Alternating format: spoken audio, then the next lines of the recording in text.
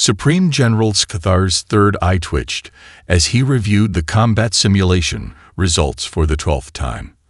The holographic display bathed his charcoal gray scales in a harsh red glow, the universal color of failure.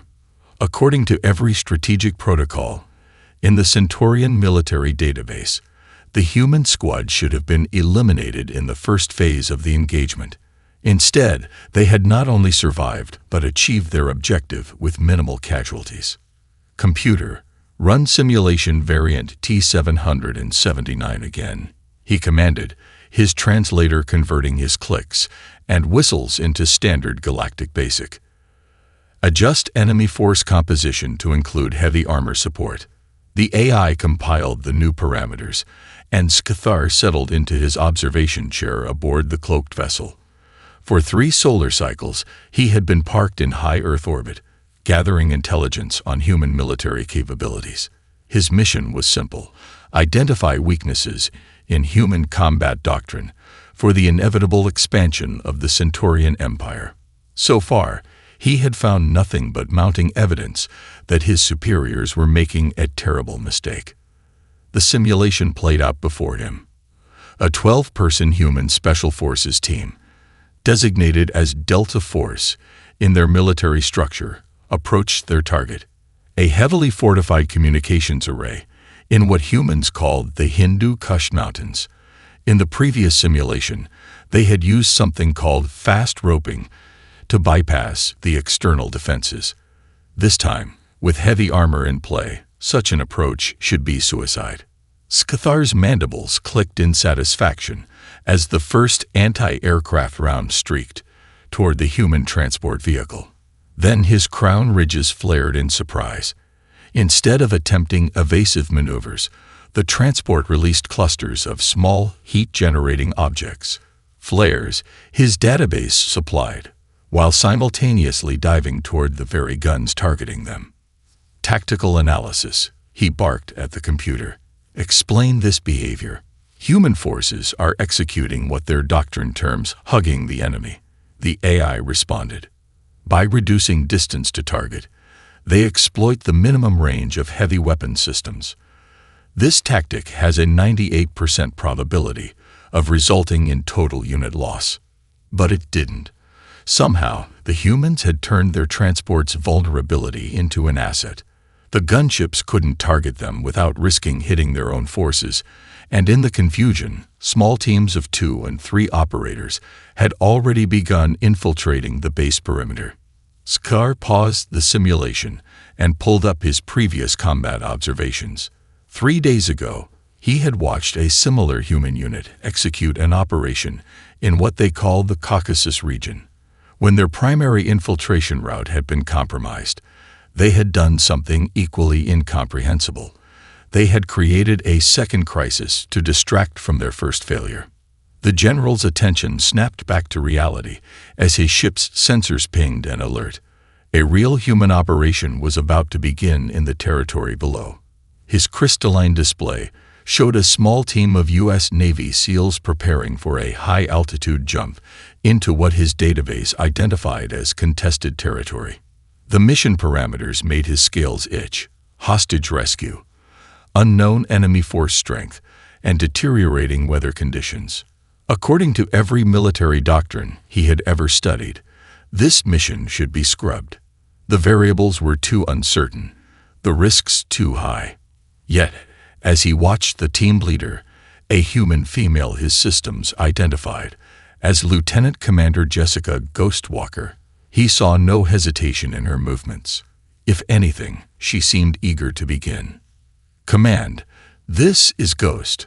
Her voice crackled through his intercepted communications. "Weather's going sideways. Visual will be almost 0. Permission to proceed with alternate insertion plan, Charlie." The response came back almost immediately. "Ghost, weather satellites show conditions deteriorating further. Recommend mission abort. Over." Skathar nodded in agreement.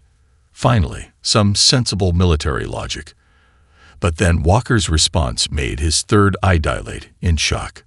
"Command, with respect, bad weather means bad visibility for opposition forces too. We're going to use this. Ghost Team, prep for Charlie Modified. We're about to show these boys how to dance in a hurricane. As the team began their final equipment checks, Scathar found himself opening a new file in his personal database. The header read, Human Combat Doctrine. Everything we know is wrong.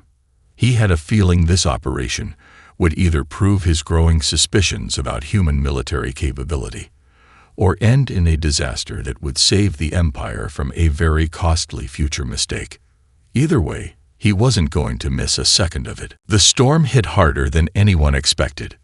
Through his ship's enhanced atmospheric sensors, Scathar watched the human team plummet through layers of ice and wind that would ground any sensible Centaurian operation. His external thermometer registered temperatures that made his scales contract involuntarily. -40 degrees Celsius, the kind of cold that killed. Ghost Team, be advised. The command voice crackled through static. Weather buoys showing wind shear at 8,000 feet. Descent window is compromised. Last chance to abort. Lieutenant Commander Walker's response was nearly lost in the howling wind. Negative on that abort, Command. We've got hostages down there running out of time. Besides, there was a pause that Scathar initially attributed to communication interference. Then he realized she was laughing. Besides, I've always wanted to try a halo jump in a blizzard. The general's third eye focused on his tactical display as the team hit their jump altitude. In the swirling mass of white below, his sensors detected multiple heat signatures at the target location. The original intelligence had suggested 20 hostiles. He was reading close to 60. Computer, calculate survival probability for Ghost Team based on current conditions, he ordered. The AI's response was immediate.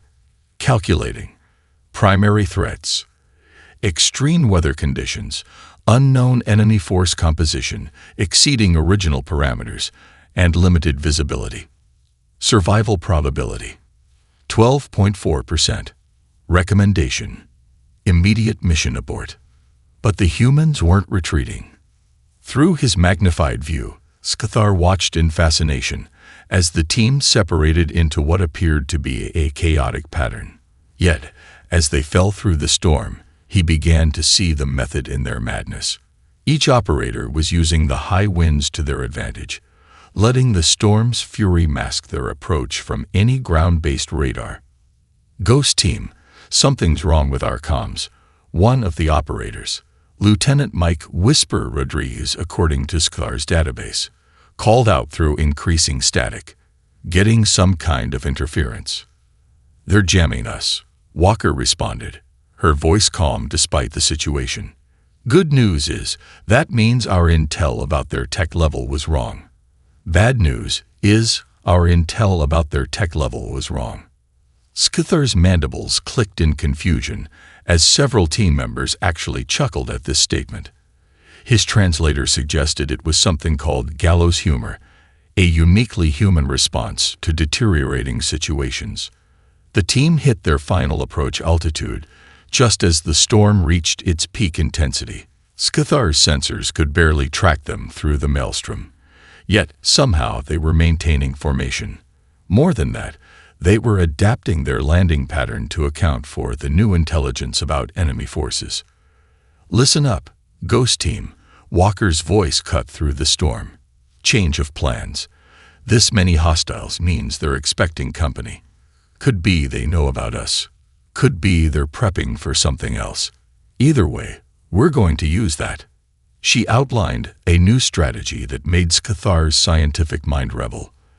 The team would use the storm to land much closer to the target than originally planned, deliberately triggering the compound's perimeter sensors in multiple locations. The resulting confusion would make the enemy think they were under attack by a much larger force. Remember your physics training, Walker continued, and Scathar detected that note of humor again. We're going to be fighting in whiteout conditions, with temps below -40. You know what that means. Yeah, boss, Rodriguez replied. Their fancy electronic sites are about to have a really bad day. Good thing we did all that point shooting practice. Skthar quickly accessed his database. Point shooting, a human combat technique for firing weapons accurately without using sighting systems, relying instead on natural body mechanics and muscle memory. His species had dismissed it as primitive compared to their advanced targeting systems. Now he was beginning to understand why that might have been a serious error in judgment. The first team member's landing beacon winked green on his display. Then another and another. Despite conditions his scientific training told him were impossible to navigate, the entire team had landed within 50 meters of their intended insertion point. As Ghost Team began their approach to the target, Skthar found himself adding another node to his growing file on human combat capabilities. They don't just survive impossible conditions, they weaponize them. Skthar had seen thousands of combat operations in his career, but nothing like this. Ghost Team wasn't just moving through the compound, they were dancing through it. Each member flowed like water around obstacles, through corridors, and past defenses that should have been impenetrable. His combat analysis computer had given up trying to predict their movements 10 minutes ago. Contact front, Rodriguez whispered through the static-filled comms. 4 tangos, night vision equipment, looks like Russian military grade. They've got something else too, some kind of new sensor package I don't recognize. Walker's response was immediate. Copy that. Time to get creative. Rodriguez, you still got those emergency rations you never shut up about. The super spicy ones. Yeah, boss, but... There was a pause as understanding hit. Oh, that's evil. I like it. Skthar zoomed his observation feed in closer as Rodriguez pulled something from his pack. His scanner identified it as a sealed meal package containing. His third eye widened. The chemical analysis made no sense. Why would anyone deliberately create a food product with such an aggressive capsaicin content? The answer became clear moments later. Rodriguez rigged the package to a small battery from his night vision equipment, creating an improvised heat source that completely confused the enemy's thermal imaging systems. When he added his emergency water packet to the mix, the resulting steam cloud played havoc with their electronics. Ghost Team, hit M now, Walker ordered. Remember, we want their equipment intact. What followed was something Skthar could only describe as choreographed chaos. The team moved in perfect synchronization, each member covering angles that protected their teammates without a single word being spoken. They weren't using any kind of neural link or hive mind technology. This was pure human intuition built from countless hours of training together. Computer, Skthar clicked. Analyze their combat formation. Error. The AI responded. No known formation template matches observed patterns. Subjects appear to be moving randomly while maintaining maximum combat effectiveness. This contradicts basic military doctrine. But it wasn't random at all. Skthar could see it now. The humans were reading each other's micro-movements, anticipating rather than reacting. When Walker shifted her weight slightly left, Rodriguez was already moving right to cover her sector. When another team member named Jackson needed to reload, 2 others had already adjusted their positions to compensate. The enemy forces never stood a chance. In less than 30 seconds, all 4 hostiles were disarmed and secured. Not a single shot had been fired. The entire engagement had been won through what humans called hand-to-hand combat. Another discipline his species had considered obsolete. Area secure, Walker reported. Rodriguez, what have we got? Lieutenant Rodriguez was already examining the captured equipment. Boss, you're going to want to see this. These aren't standard night vision units. They're quantum-enhanced imaging systems. Someone's been shopping at the high-end store. Perfect, Walker replied, and Skthar detected that now familiar note of human combat joy in her voice. You know what they say about using the enemy's strength against them. Mason, get that universal adapter of yours ready.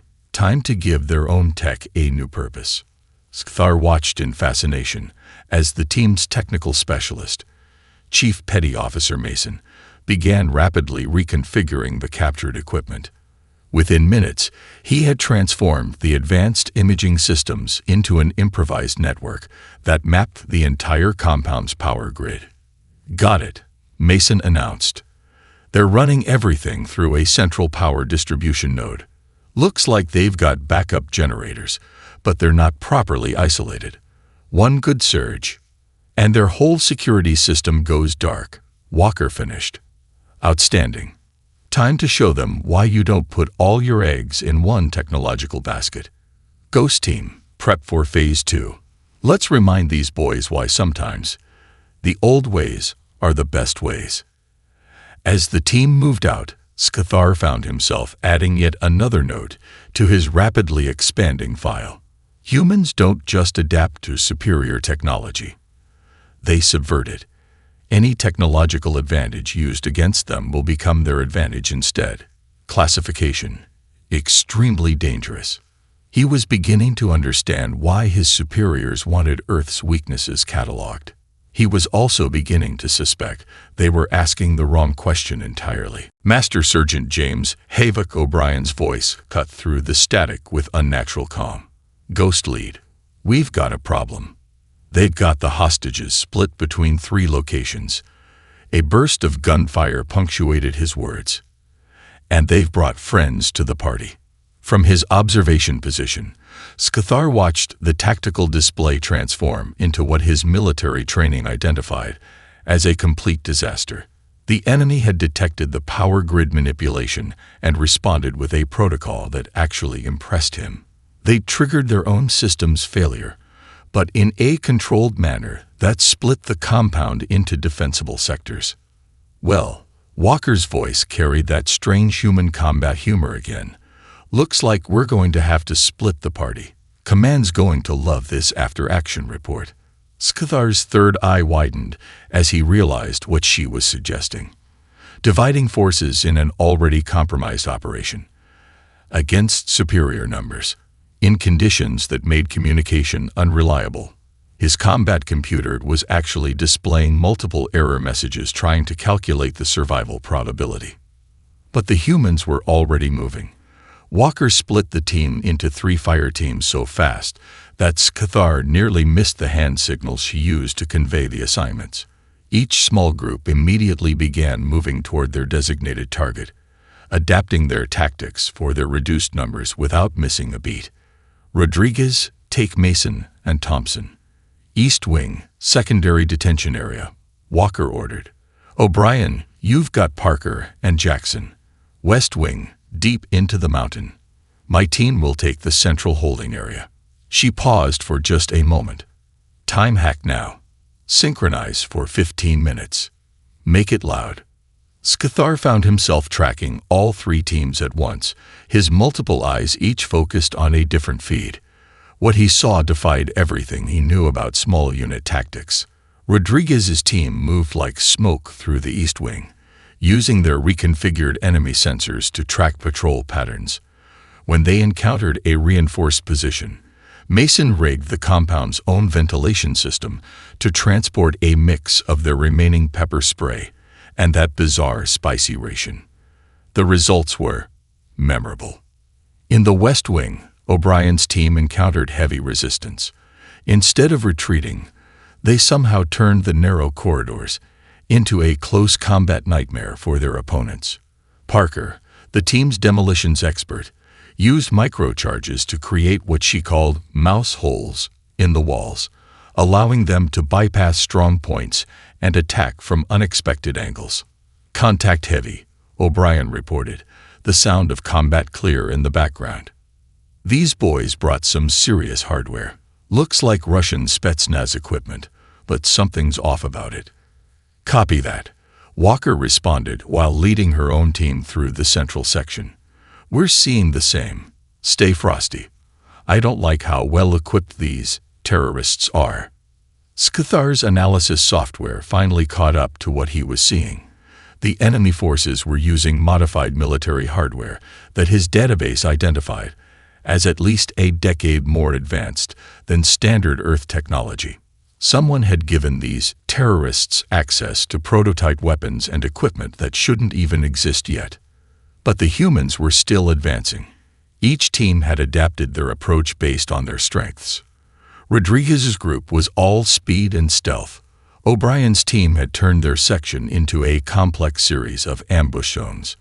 And Walker, the general's mandibles clicked in surprise as he watched Walker's team actually using the enemy's advanced equipment against them. They'd figured out that the prototype weapons generated distinct electromagnetic signatures and were now using their own motion trackers to locate and avoid the heaviest concentrations of forces. Time hack +10. Walker's voice was steady despite the chaos around her. All teams, sound off for synchronization. East team, on station. West team, in position.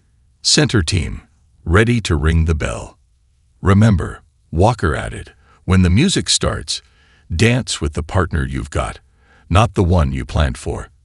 Execute in 5, 4, 3. Scathar found himself leaning forward in his observation chair. He'd come here to study human weaknesses.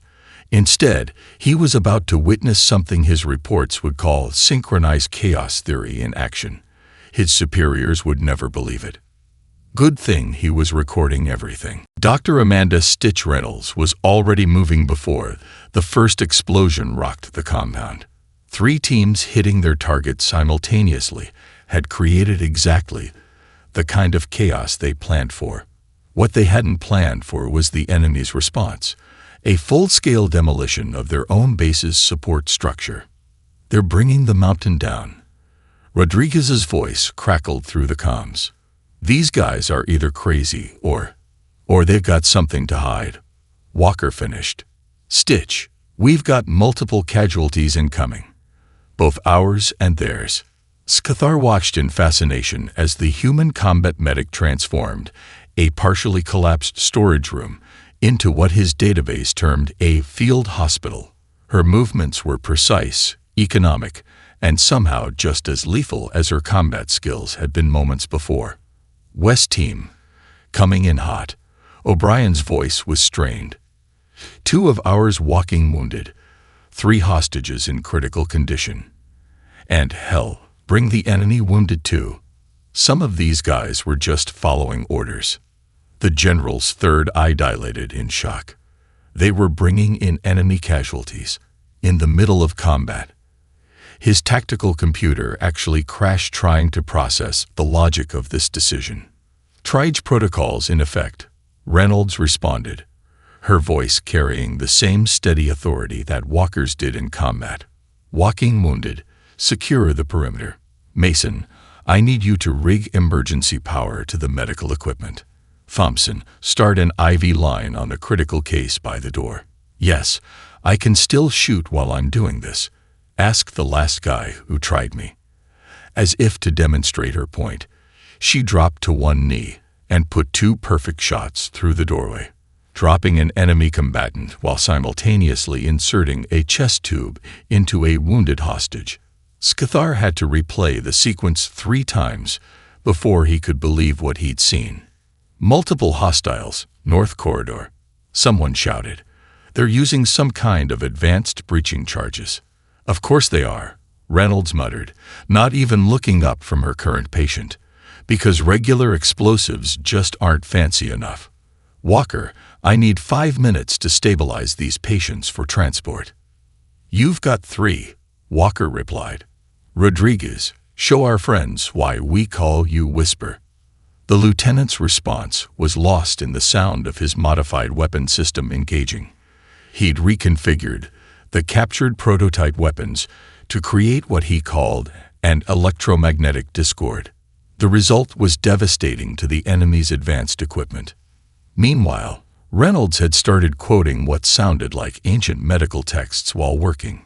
Hippocratic Oath states first, do no harm, she said, finishing another perfect through and through shot without breaking her concentration on her patient. It never said anything about not multitasking. Scathar's mandibles clicked rapidly as he added more notes to his file. The humans had not only created a defensible position in the middle of enemy territory, they'd established a functional medical facility that was treating both friendly and enemy forces, all while maintaining combat effectiveness. Incoming. The warning came just as another explosion rocked the complex. Part of the ceiling began to cave in. Reynolds looked up, made a quick calculation, and did something that made Scathar question his own sanity. She threw herself over her patients, both allied and enemy, using her own body as a shield against the falling debris, and she was still giving medical orders while doing it.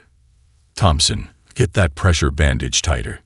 Mason, we're going to need an evacuation route that doesn't involve the main corridors. Get creative. And somebody tell Walker that I'm adding structural engineering to my list of things the enemy needs to learn more about.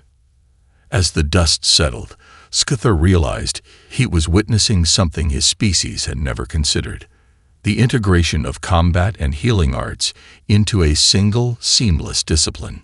In Centaurian military doctrine, medics were support units, protected and kept away from combat. The humans had instead created warriors who could save lives as efficiently as they could take them. All patients stabilize, Reynolds reported, checking her timer. 2 minutes 58 seconds. Never let it be said, I can't meet a deadline. The general added one final note to his observations. Human medical personnel classification update.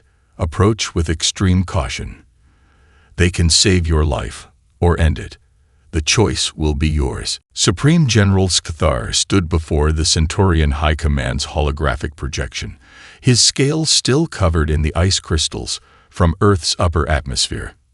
He'd rushed back to the fleet the moment Ghost Team had successfully extracted all hostages, not even waiting to file his standard mission reports. What he'd witnessed couldn't wait. Explain yourself, General. Fleet Commander Vix Toll's image flickered with barely contained irritation.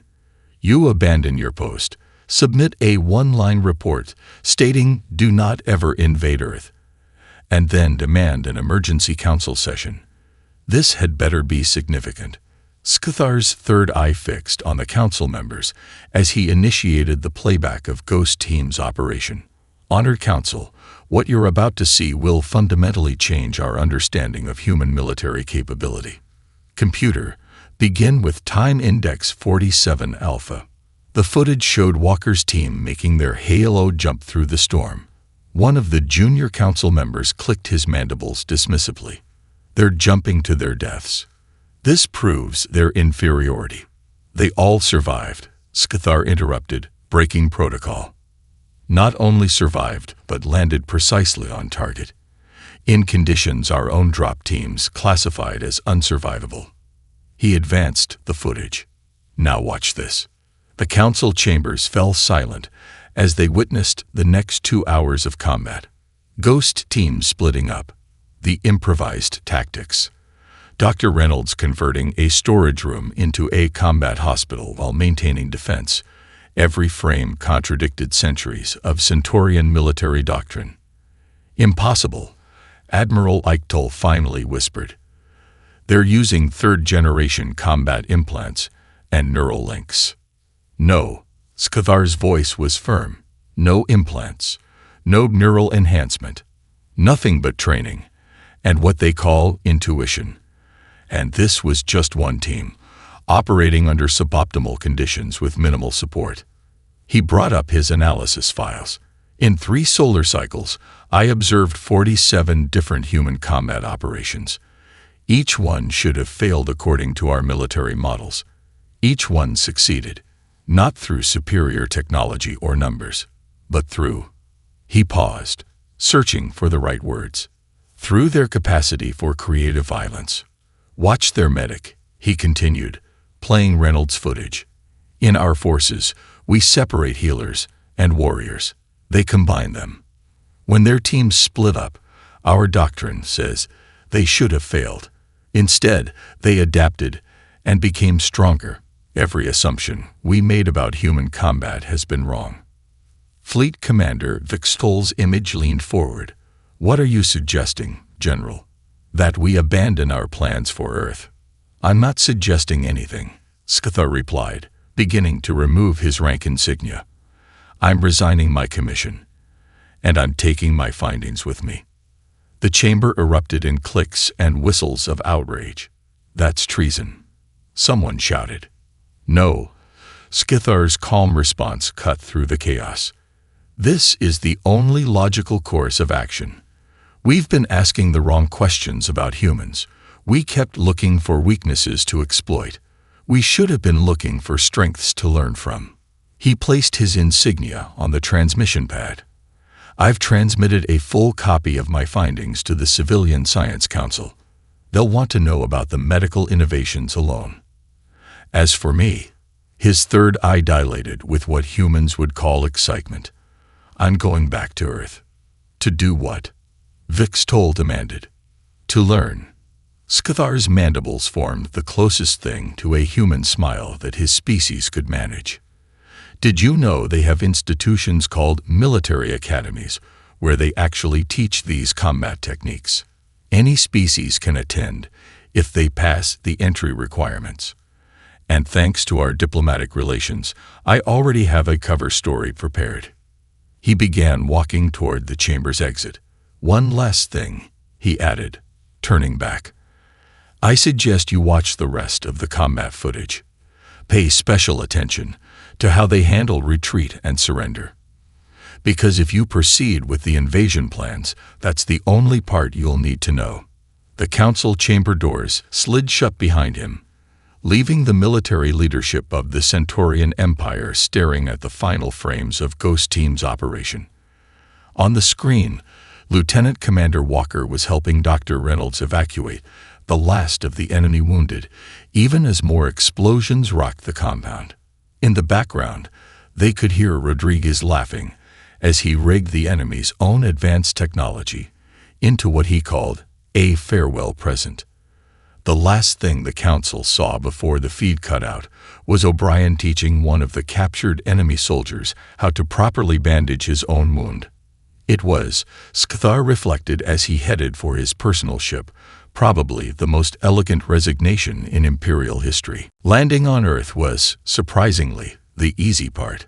Scathar's cover story as a military liaison from a small but technical advanced Pacific nation had been accepted with almost suspicious ease. He suspected several human intelligence agencies already knew exactly who and what he was, but were too curious about his intentions to stop him. Welcome to West Point, Mr. Victor Zutry, the base security officer said, examining his credentials. Interesting background you have here. Special Forces observer, combat analytics, and competitive chess player. Scathar's holographic disguise showed a pleasant smile. He'd spent weeks practicing human facial expressions. The Game of Kings teaches much about strategy, yes.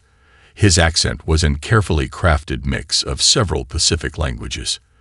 Though I find your human version has too few dimensions compared to what we play back home. The officer's eyes twinkled with what Scathar now recognized as suppressed laughter. Of course, sir. Lieutenant Commander Walker speaks highly of your analytical skills. She says you have a unique perspective on modern combat operations. Scathar nearly lost control of his holographic disguise. Walker? How did she? Ah, of course. She'd known all along who was watching their operation. Probably even put on that show partially for his benefit. Humans, he was learning, were delightfully devious. Speaking of the lieutenant commander, the officer continued, she left something for you. Said you find it useful for your cultural integration. The package contained a book, an actual physical book, titled The Art of War by Sun Tzu. Inside was a handwritten note. Welcome to Earth. First lesson. Sometimes the best way to win is to make the enemy into a friend. P.S. The spicy ramen in the commissary is almost as good as Rodriguez's emergency rations. His first week at West Point was a cascade of revelations. The humans weren't just teaching combat. They were teaching the philosophy behind it. His first class, Evolution of Military Thought. Spent 3 hours discussing how failure had led to innovation. The instructor, Colonel Sarah Iron Parker, had actually asked the class to analyze famous military disasters and explain how they'd led to improvements. Mr. Zaitri, she'd called on him. What's your take on the Battle of Thermopylae? Was it a victory or a defeat? Skthar had reviewed the historical battle the night before. By traditional metrics, it was a total defeat. The defenders were killed to the last man. But, he paused, seeing the deeper lesson. But they achieved their strategic objective. They proved that a superior force could be vulnerable. They created a template for future resistance. Excellent. Parker's approval was genuine. Now apply that to modern special operations. How do we use the lessons of apparent defeat to shape victory? The discussion that followed would have made his former military commanders have seizures. The humans were teaching their warriors to think beyond simple victory and defeat. They were creating something far more dangerous. Leaders who could learn from any outcome. During hand-to-hand combat training, Skthar had another epiphany. The instructor, a scared veteran named Master Sergeant Rodriguez, no relation to Whisper, he'd checked, was teaching what he called adaptive response. Forget everything you think you know about size and strength advantages, Rodriguez had barked. I've seen a 5'2" female instructor take down a 6'5" Marine using physics and attitude. Mr. Zaitri, you're up. Show us how you'd handle a forward rush. Skthar had nearly declined. His species' natural combat movements would be too distinctive. But then he remembered Walker's note about cultural integration. When his opponent charged, he used a modified version of a Centaurian defensive throw. The entire class had gone silent. Then Rodriguez grinned. Now that's different. Some kind of Pacific Island technique. Never seen that angle of attack before. Class, this is exactly what I'm talking about. There's always something new to learn, even from styles you've never seen before. Later that evening, reviewing his notes in his quarters, Skthar added a new entry to his ever-growing file on human combat philosophy. They don't just accept new ideas, they actively seek them out. Every defeat is a lesson. Every strange technique a potential tool. Most dangerous of all. They teach this mindset to everyone willing to learn. He was beginning to understand why Ghost Team had been so effective. They weren't just warriors. They were products of a culture that had turned warfare into an art form, failure into a teaching tool, and adaptation into an instinct. 6 months into his time at West Point, Skthar found himself sitting in Colonel Parker's advanced combat theory class, his holographic disguise perfectly maintained, despite his excitement. Today's topic: the philosophy of failure in combat evolution. The discussion had gone in directions that would have made his former commanders short-circuit. Mr. Zaitri, Parker called out, a knowing glint in her eye that made him wonder just how much she'd been briefed about him. Your perspective on this has been fascinating. Care to share your thoughts on why some military forces resist learning from failure? Skthar straightened in his chair, thinking of the Centaurian High Command. They mistake consistency for strength, he replied. They build doctrine like a wall, rigid, unchanging. But humans, he paused, seeing heads nodding around him. Humans build doctrine like a river. It flows, adapts, finds new paths when blocked. Excellent metaphor, Parker smiled. Now let's look at a recent case study. The Ghost Team operation in the Caucasus Mountains. Mr. Zaitri, I believe you had a unique perspective on this one. His holographic face managed not to show surprise. Of course she knew. They'd probably all known from the start. The humans had been teaching him, while studying him right back. It was, he had to admit, brilliantly done. The operation succeeded, he said carefully, because every failure was immediately turned into an advantage. Bad weather became cover. Enemy jamming became an intelligence asset. Even their medical officer turned a defensive position into a forward aid station that saved both friend and foe. And why does that matter? Parker pressed. Saving enemy combatants in the middle of an operation. Because Skthar found himself standing, finally understanding the deepest truth he'd learned. Because humans don't just fight wars. They fight for something beyond the battle. Every enemy saved is a potential ally. Every failure studied is a future victory. You don't just adapt to survive.